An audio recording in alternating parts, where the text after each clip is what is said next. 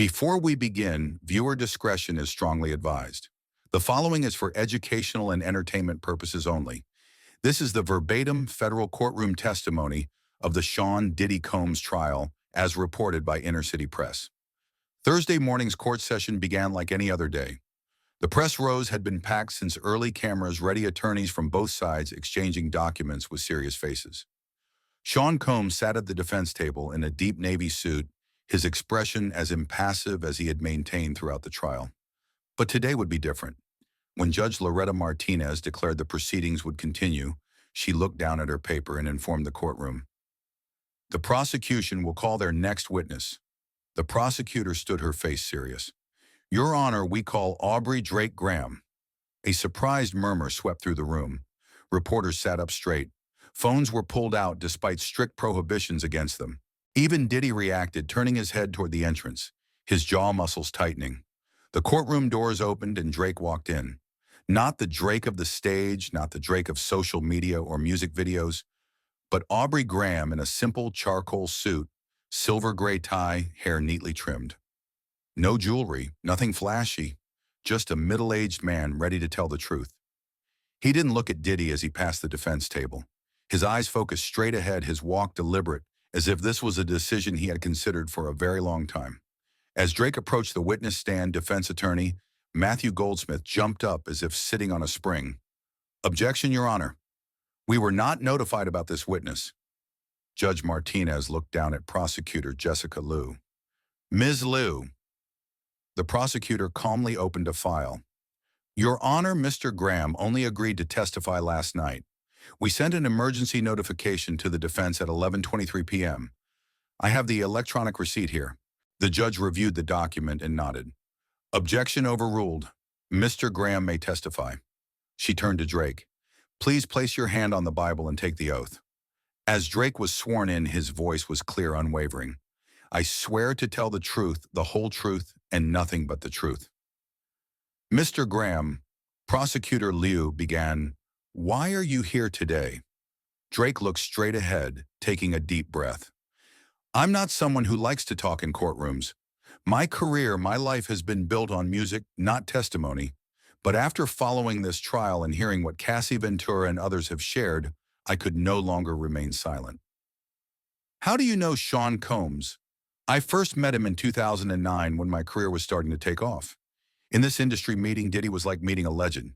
He was the person every young artist wanted to impress, someone who could open doors for you or slam them in your face. Drake leaned forward, his voice lowering. But what I quickly realized is that every door Diddy opened led to hallways you didn't necessarily want to walk down. Could you elaborate on that? Drake nodded. In the entertainment business, especially music, there are unwritten rules. Diddy wasn't just an artist or a producer. He was a gatekeeper.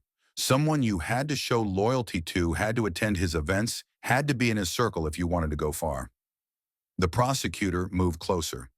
Can you tell us about these parties? Did you ever attend the defendant's private events?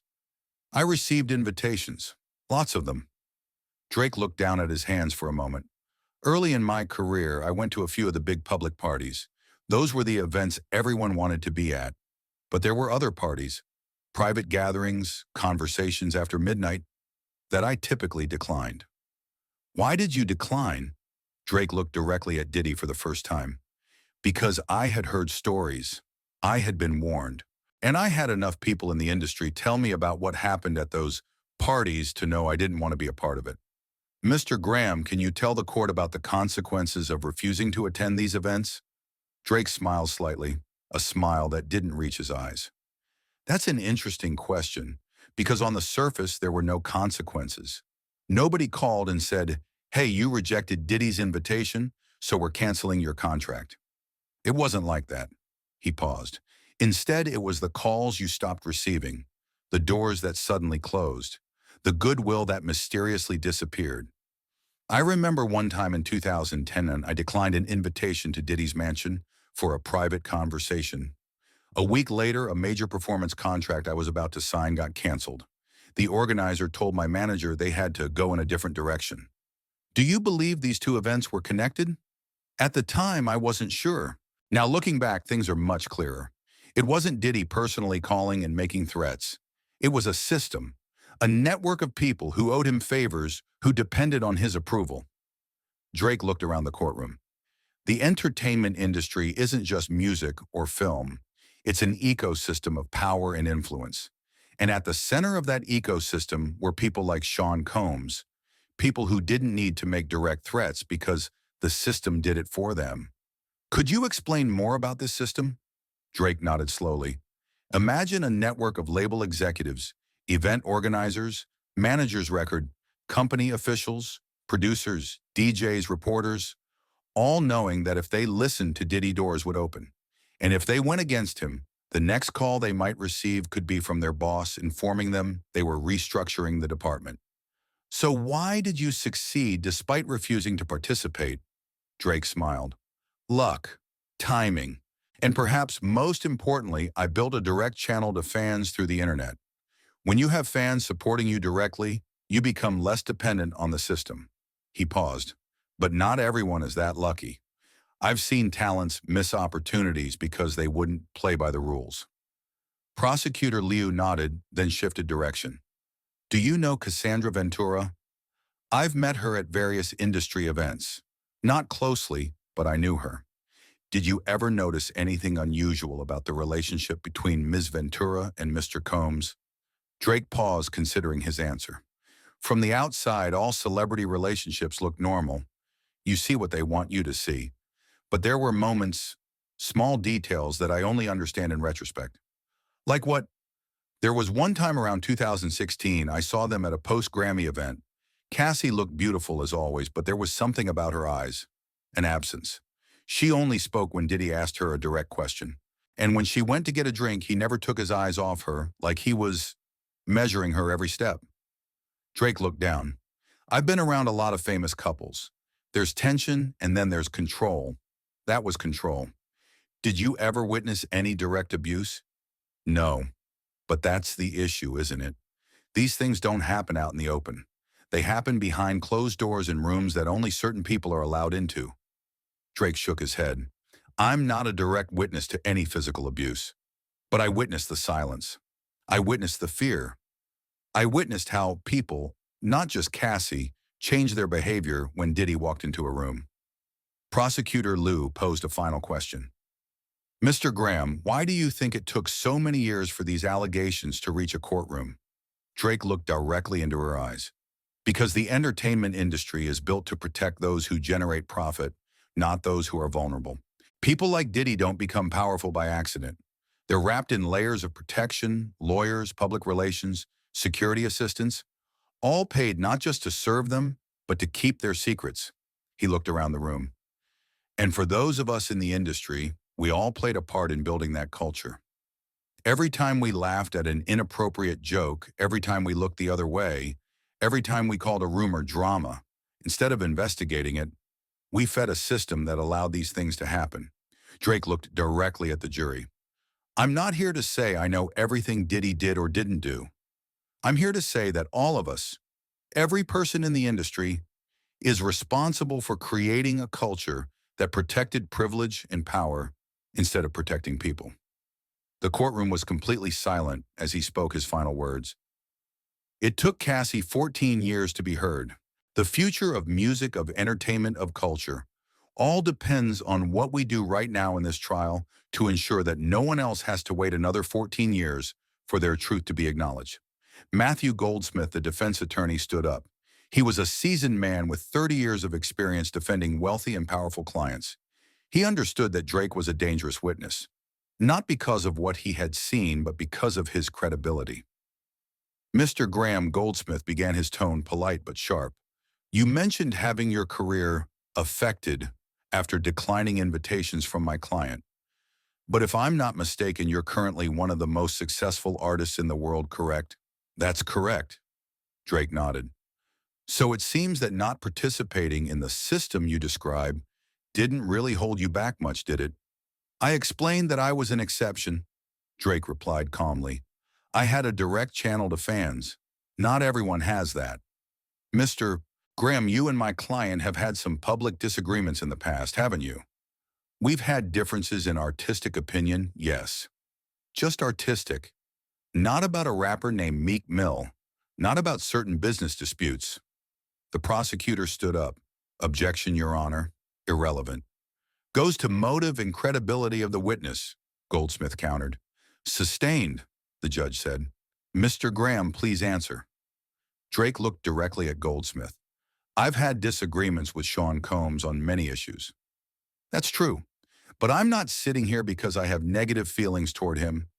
I'm sitting here because Cassie Ventura and others were brave enough to speak up, and I believe them. So you're here to support, not because of any direct evidence of wrongdoing by my client? Drake faced the lawyer. I'm here because I've seen how this industry protects people like your client for decades. I'm here because I've witnessed how the system works. And I'm here because I can't stay silent about it anymore. When the cross-examination ended, Drake began to leave the witness stand. As he passed the defendant's table, Diddy looked up, their eyes meeting in a tense moment. Drake! Diddy lowered his voice just loud enough for those closest to hear. You don't know what you've just done. Drake paused, looking down at the man who had once been a legend in his eyes. No, Sean, he said, his voice quiet but clear. I know exactly what I'm doing. The question is, do you? Drake continued walking head high, shoulders straight. As the courtroom doors closed behind him, a wave of whispers spread across the room. Not because of what Drake had said about parties or about Cassie, but because for the first time, someone in the same league as Diddy, someone with nothing to gain or lose, had stood up and said the emperor had no clothes. As Drake left the courthouse, not looking at the crowd of reporters gathered outside, he said nothing. No statement, no questions answered. The black SUV waiting whisked him away from the scene immediately.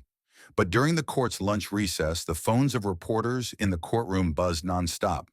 The hashtag #ChimmeryRory Drake testifies had become a global trend in less than 20 minutes.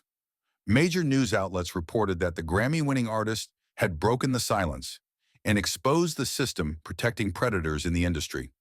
But perhaps most notable was the reaction from other artists. During the lunch break, 7 prominent female artists posted images of Drake with the hashtag #ShockerTruthTeller. SEA had posted a simple message. Sometimes courage is just telling the truth.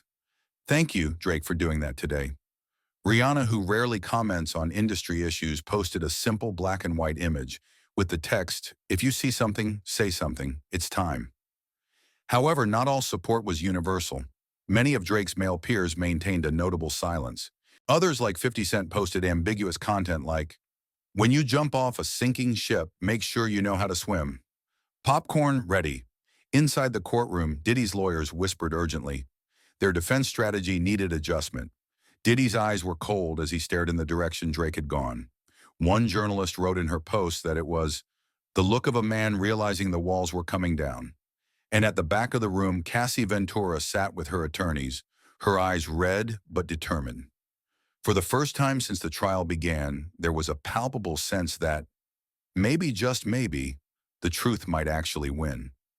Diddy's trial would continue for many more weeks. There would be more witnesses, more evidence, more testimonies. But Drake's testimony had marked a turning point, not just for this case, but for the entire conversation about power and accountability in the entertainment industry. In the weeks that followed, 3 major record labels would announce new policies on artist protection. 5 senior executives formerly closely aligned with Diddy would resign. And most importantly, 11 more people would come forward about their experiences. Not just with Diddy, but with other powerful figures in the industry. At the OVO Sound headquarters in Toronto, Drake sat alone in his studio phone, off the outside world blocked out. He didn't regret what he had said, but he knew the battle was just beginning. On the studio wall hung a black and white photo of him from many years ago, when he was still a new artist full of hope and ambition. Next to it was a framed piece of paper with a simple handwritten sentence, speak your truth even if your voice shakes. Today, Drake's voice wasn't shaking anymore. Disclaimer. The content above is entirely fictional and created for entertainment purposes. No verified court evidence or official statements confirm these claims.